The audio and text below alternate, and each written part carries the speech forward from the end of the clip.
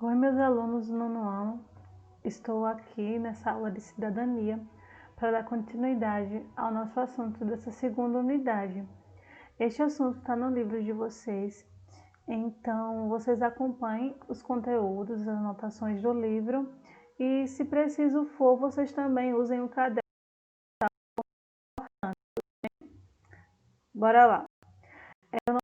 A aula de hoje é angústia e a filosofia da existência. É um dos assuntos que a gente vai continuar, né? Estamos trabalhando a filosofia da existência na cidadania e essa relação da filosofia neste livro que nós temos. Então, eu estou seguindo esse conteúdo com algumas pontuações, né? A mais, para deixar a aula mais dinâmica e com mais informações. Então, qualquer dúvida, vocês anotem, me perguntem depois e sigam também a anotação que está no livro de vocês. Bora lá.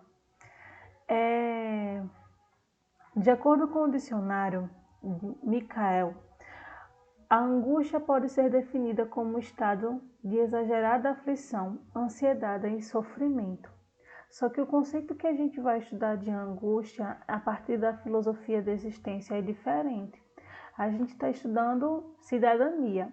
Então, assim, alguns filósofos que mais caminharam por esse percurso da filosofia existencialista são bastante utilizados, porque eles trazem temas como esse bastante pertinentes, né? Cotidianamente e tudo mais, principalmente nos tempos que estamos vivendo. E o livro de vocês, ele traz esse filósofo bastante conhecido chamado Kierkegaard. É um filósofo existencialista, muito conhecido, e ele traz um desses temas. Ele fala muito sobre a angústia. Então, ele diz que essas sensações de angústia e tudo mais são apenas categorias que o ser humano vivencia. E a angústia deve ser entendida como uma vertigem da liberdade. Como assim? Que a gente fica, nossa sensação, a gente fica muito ambíguo, sem saber o que escolher quando a gente está numa condição de liberdade, por exemplo. Se a gente sente atração ou repulsa a essa ação de ser livre. E isso, para Kierkegaard, é o que causa essa sensação de angústia. Em linhas gerais, resumindo, podemos dizer que Kierkegaard considera a angústia como uma das consequências da liberdade.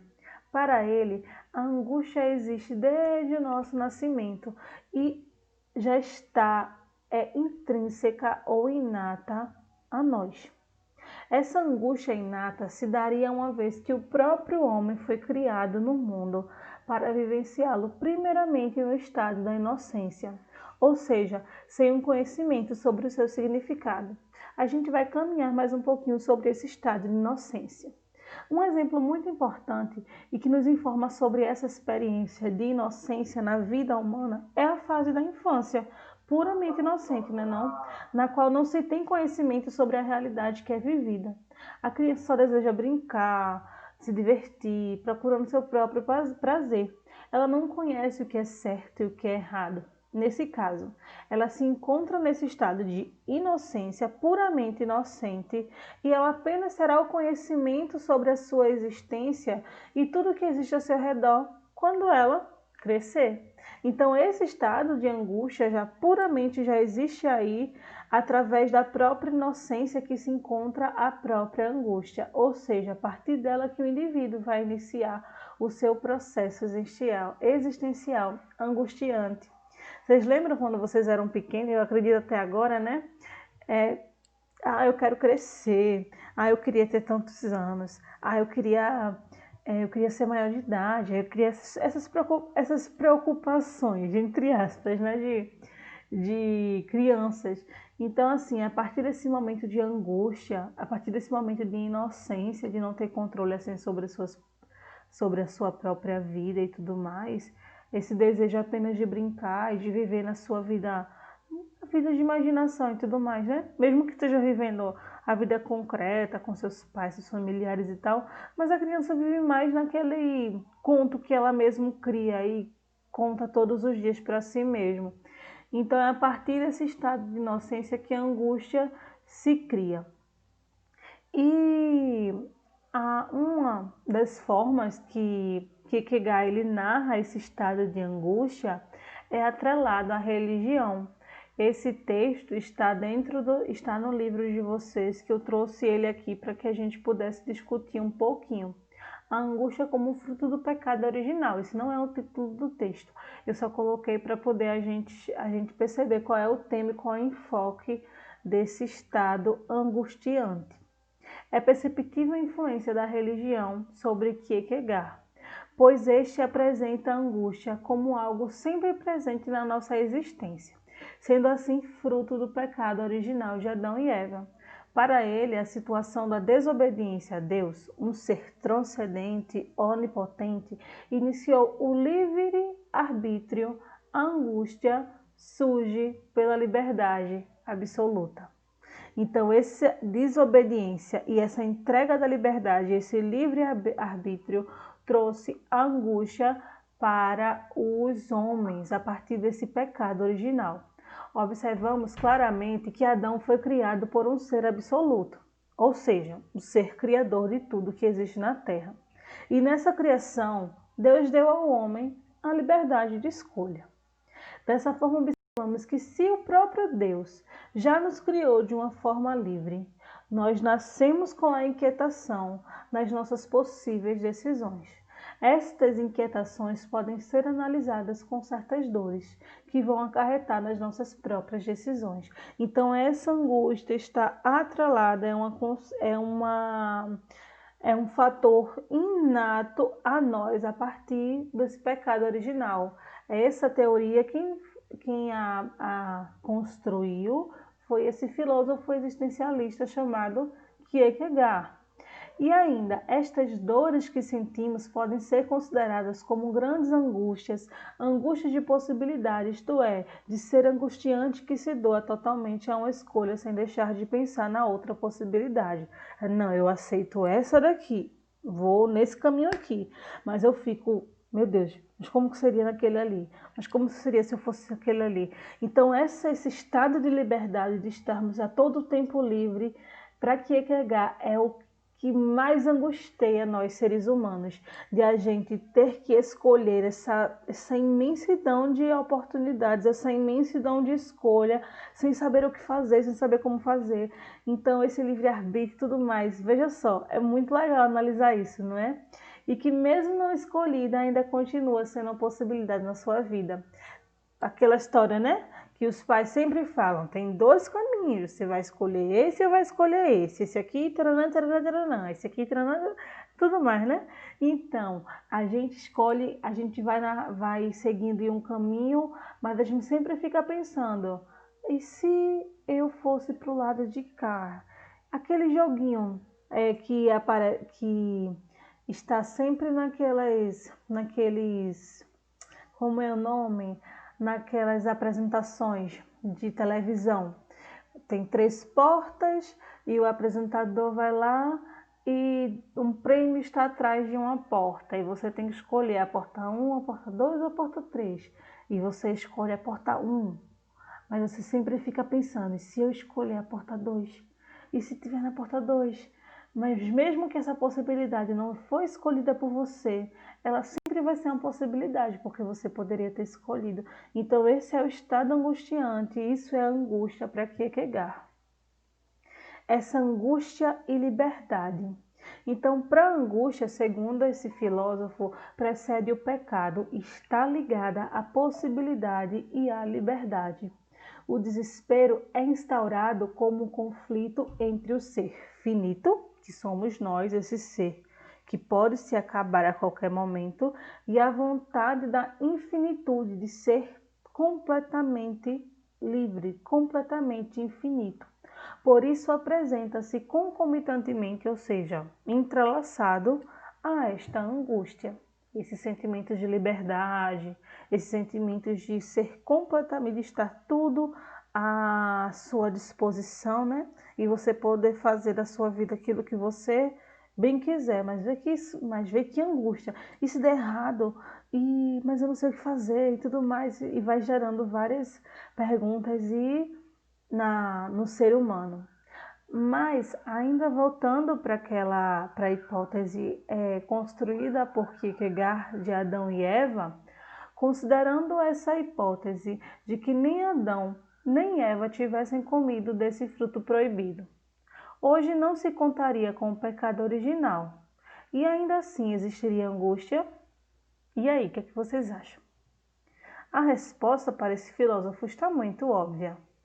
É claro que se eles não escolhessem comer o fruto proibido, eles mesmos estariam repletos de angústia de não ter provado daquele fruto que estaria à disposição deles. Então eles todo momento estariam: eu quero provar aquele fruto. Eu quero aquele fruto. Então isso sempre estaria na mente deles de uma forma ou de outra, por conta dessa condição de ser livre, desse livre-arbítrio, dessa liberdade, dessa condição de ser livre que somos. Então, a angústia foi responsável pela queda do primeiro homem, Adão. Enquanto o homem ainda está em estado de inocência, entre parênteses, ignorância, no caso de não dele ser grosso, mas não saber de nada, a angústia permanece latente ali, encolhida, pois ela realiza atos espontaneamente e sem refletir sobre as suas ações.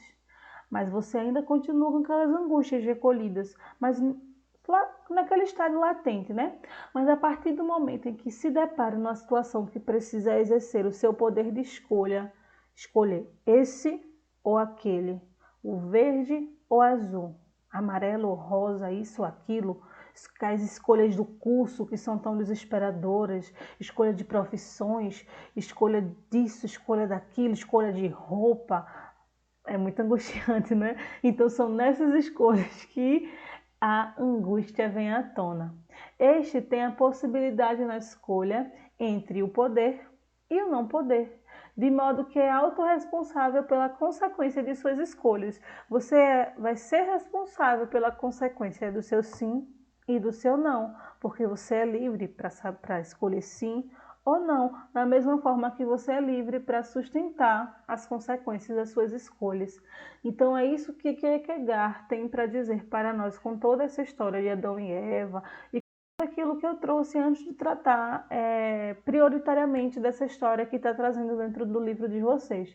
Se vocês quiserem saber destrinchadamente tudo mais sobre cada passo, como que ele tira do Gênesis, né, do livro da Bíblia, toda essa história, todo esse acontecimento para trazer essa questão de angústia, tem no livro de vocês, e acompanhe essa aula e vai ser bastante legal.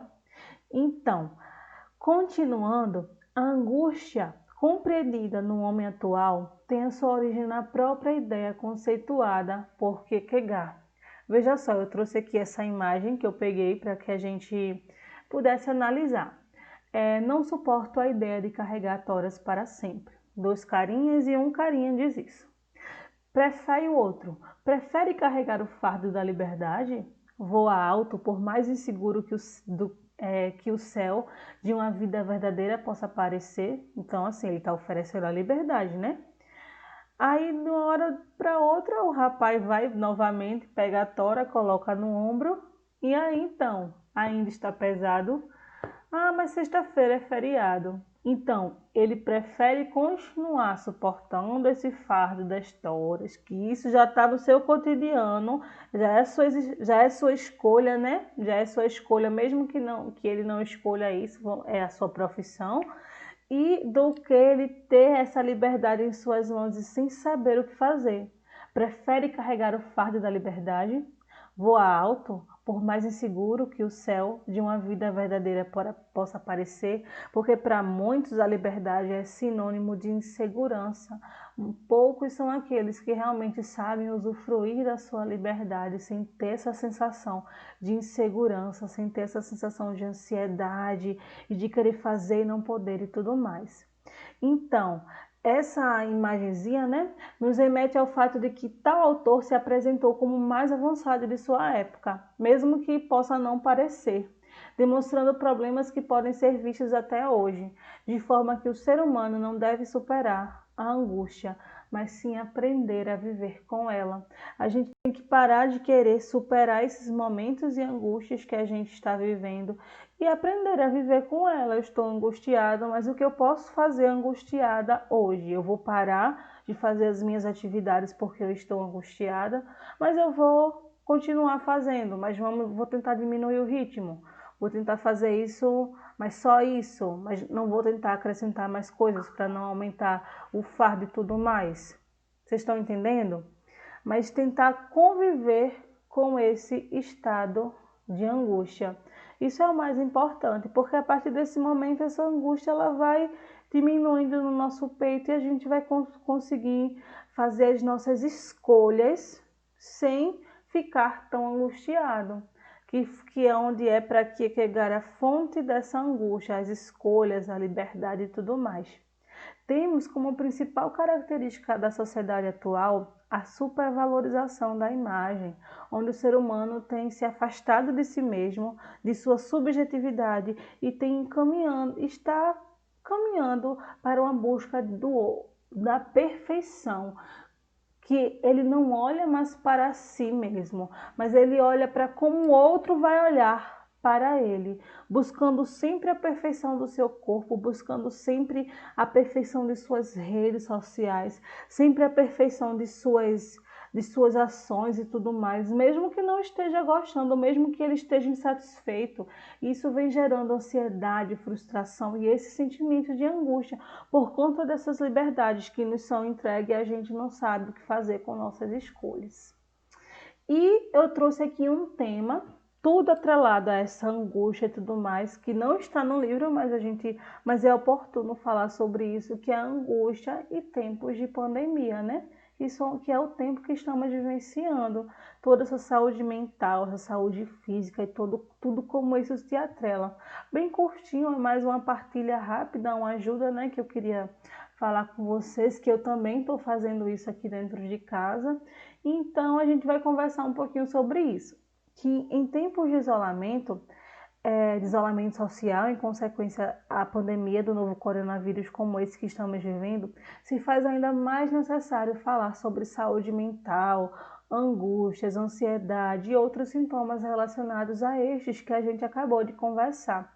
E é muito comum a gente se sentir angustiado, triste, preocupado. Você mesmo pode estar se sentindo assim, meu aluno, dentro de casa, até mesmo confuso, com raiva da situação que estamos vivendo, sem saber o que fazer, querendo voltar para a escola, querendo voltar a fazer suas atividades, ver seus amigos e tudo mais, ir à praia, jogar bola. Você não precisa se sentir culpado por estar se sentindo desse jeito. Você tem total legitimidade por estar se sentindo assim, de querer a sua vida de volta. E de tudo isso está lhe causando angústia e tudo mais, e possa ter causado até um estado de depressão. Deus o livre. Então, assim, que você possa se cuidar diante disso, pedir ajuda aos seus familiares. Se estiver passando por essa situação, converse comigo e tal, ou com a instituição de ensino, para que possa procurar psicóloga do colégio, porque tudo isso é muito comum nesses tempos de pandemia, nesses tempos de isolamento que estamos vivendo, por estarmos sempre com esse prato cheio de liberdade, esse dia completamente vazio, né? Que antes você tinha aquela rotina e tudo mais, ia para o colégio, chegava, ia para o reforço, depois ia para o futebol, fazia isso, fazia aquilo, e agora está um completo cheio do nada. Você está completamente cheio de nada no seu dia sem saber o que fazer. Então, trazendo essa liberdade que Kierkegaard está falando, essa liberdade está entregue a você, você está com o seu dia totalmente de coisas para você fazer e você não tem nada para fazer porque as suas escolhas estão completamente misturadas com essa sensação de notícias que está acontecendo e tudo mais, angústias, insônia que também acontece e várias outras coisas.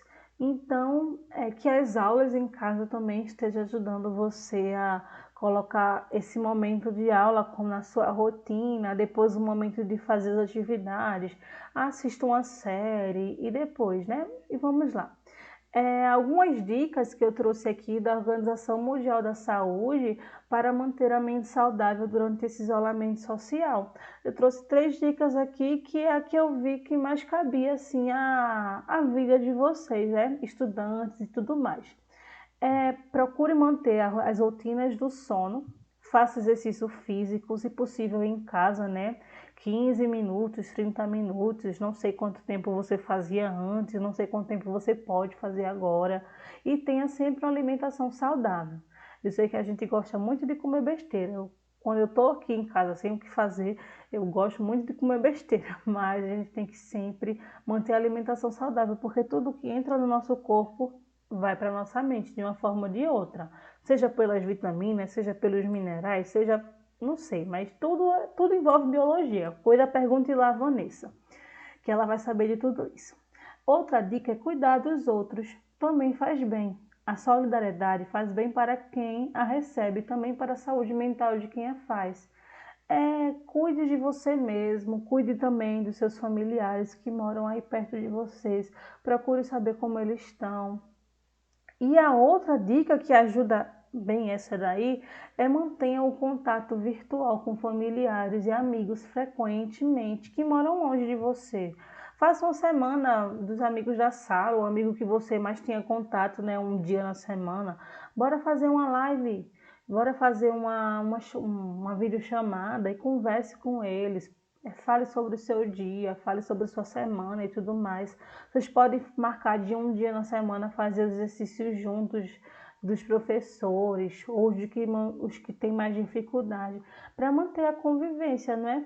Cuide dos seus familiares, procurem saber principalmente dos mais idosos, que são os que mais sentem nossa falta e os que mais estão com medo de tudo isso que está acontecendo. Então, esse foi um tema bastante oportuno para falar sobre esse tempo de pandemia. E eu não poderia me despedir sem falar sobre isso, né, gente? Então, o gerenciamento da saúde mental durante esse momento é crucial para que seja possível manter a nossa saúde física também. Então, isso pode não ter a ver concretamente com o nosso tema, mas tem a ver. E eu espero que vocês tenham percebido isso. Até a próxima aula. Fiquem em casa. Abraços. Façam os exercícios que todos os professores estão passando para vocês. O prazo é até o dia 18, eu acho que vocês já sabem disso, para que esses exercícios sejam entregues, para que a gente possa atribuir nota para vocês. E na próxima semana eu vou dar uma revisão dos assuntos da primeira unidade. Vou parar com os assuntos da segunda unidade e vou revisar os assuntos da primeira, porque daqui a 15 dias será a semana avaliativa. Então, do dia 22 ao dia 26 será a semana avaliativa. Então, vocês serão avaliados com o assunto da primeira unidade, depois a gente vai marcar outra semana para ser avaliados com o assunto da segunda unidade e tudo mais.